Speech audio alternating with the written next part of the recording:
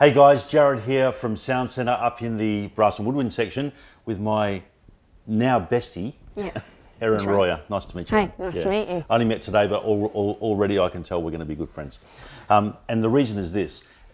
As you may or may not know, saxophone is my first love. Used to play, would love to get back into it seriously again soon. Have been to the Yamaha factories throughout the years for different reasons and seen these things made. Just amazing. And I have a lot of respect for repairers and a lot of respect for educators because I run music schools, and a lot of respect for Yamaha because they make amazing instruments. I read about Erin. So Erin is a Yamaha artist as a saxophonist. Erin is a repairer. Yep. And Erin is an educator. That's right. At Whopper? Yeah, UWA. UWA, sorry. Yeah, do a bit between the two. Yeah. Teaching at a couple of schools as well. So you've got all bases covered. Educator, performer. Yep. Yeah. Repairer, everything. And for that reason, I thought it'd be great to speak to Erin today about Yamaha saxophones. So Yamaha have been making saxophones since 1967, and I told Erin I can remember that because I don't remember many things, but I was born in 1967. So in that auspicious year, Yamaha decided to make saxophones. They made the YAS, Yamaha Alto Saxophone, and the YTS, Yamaha Tenor Saxophone.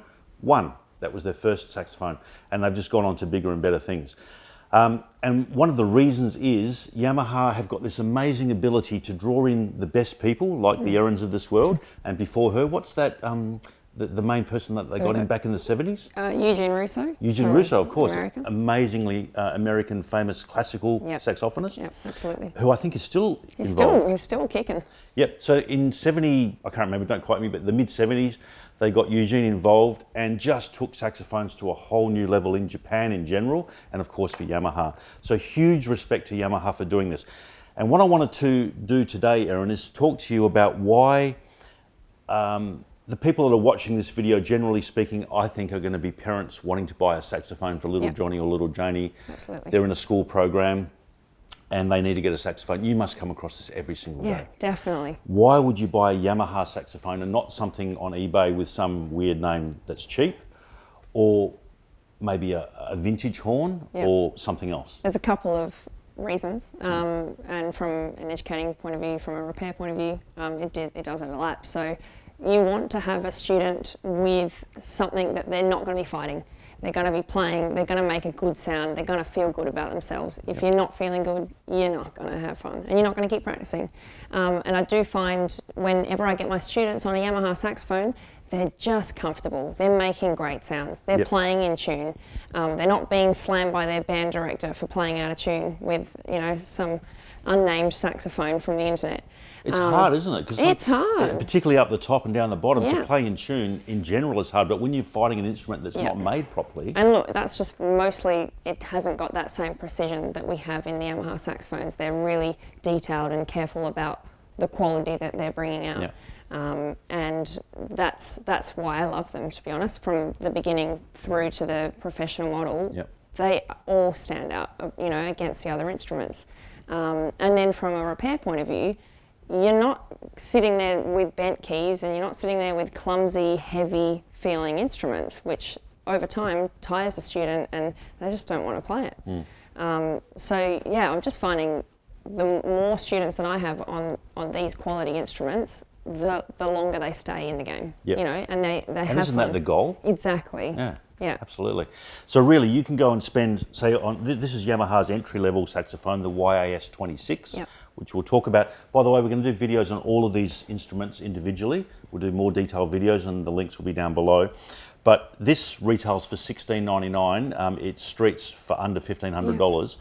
Compared to, say, a saxophone that you can buy for half that price on the internet, with some bizarre name on it, why would you go this way? Just once again? Help? Yeah, please do. So, we've got the nice ergonomics of the instrument. You can even hear that's just sealing and feeling comfortable. So when you say ergonomics, is it a bit just tighter in the action? How your fingers line up. It's actually designed for small hands. Right. So we've got palm keys here. They're not having to put their hands in weird positions. So they can be nice and comfortable. It's light, but still maintains the quality of sound. And that's a really important thing because we've got really heavy instruments, but the sound quality is, there's just too much metal up in the top. in the neck, so it's less free blowing. Yep. But yeah, these are made really well. It feels great. It's comfortable. The action isn't too heavy, meaning the way that they have to push their keys. So it's designed for smaller hands. With less effort. You know what? I don't think, and I've done a fair bit of research on this, I don't think there's any other saxophone out there that is actually designed. So the guy sitting around the table going, "What are we doing here?" We're designing this. This is called the YAS26, and there's a TS or a tenor saxophone version of it. They are designed for smaller hands. Exactly. They're designed for people, young girls and boys that are not strong enough to hold a big, heavy saxophone. They're 100%. designed with that in mind. Yeah, and with the better quality instruments that we have, this is the only brand that does offer your beginner level saxophone with the competing models that you want to be going on further with. Yep. So yeah, it's really great. Sounds good too. And a good case. Remember the old cases? Oh, yeah. Same case. Same case. Indestructible. You can't kill them. That makes a big difference though. Absolutely. The case that they're going to carry it in, you can get kids with bad quality cases and with a damaged saxophone a few weeks later. Yep. Just the way that it's... Actually, that's a good point. So the really saxophone, important. when you put it in the case, we'll show you later on, there's no movement. It's just tight. It just does not move. And that's very, very important. Cases are expensive. Yep. Just a heads up. You would know. Yeah. Travelling the world with saxophones, you would know. Absolutely. Let's move on, because this is just a brief overview video. So that's the YAS26. When you go up to the 280, Erin, this one here, what do you get between the two? Now, first of all, I can see this has got some silver keywork, and that hasn't. What's the difference there? So, I mean, this is just all made of brass, and so it's slightly better resonance overall with the instrument. There's a couple of big things that have changed. We've got a high F sharp key. Yeah, so no high F sharp key here. Yep, not really needed for primary school kids. No. In high school, you do. Yep. You want to be utilising that. So instead of, I guess, getting this one, you've got the ability to do that here.